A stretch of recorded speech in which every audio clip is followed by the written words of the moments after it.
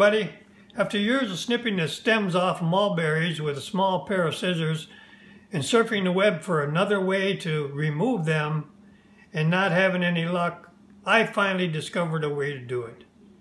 It's a very easy, simple way, and that's what I'm going to show you now.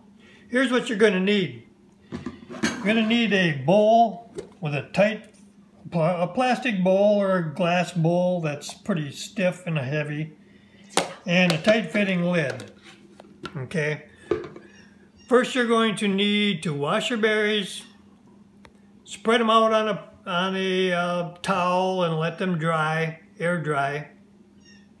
Spread them out on a cookie sheet and put them in the oven, or not the oven. That's okay. Put it in the freezer overnight at least.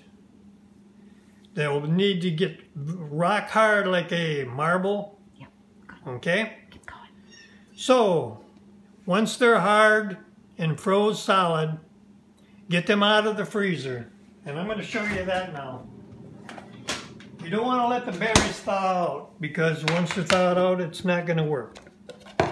So, you take the berries, scrape them off of the pan.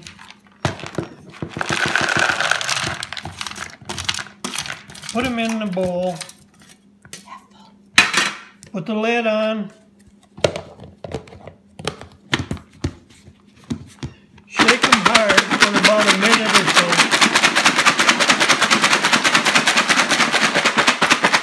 I'm not going to do it all that long, but I will do it to show you.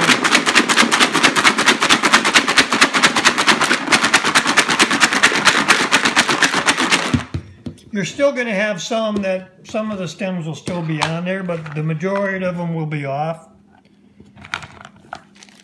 Look at that. One or two little stems, but it sure beats snipping them off and handling each berry one at a time.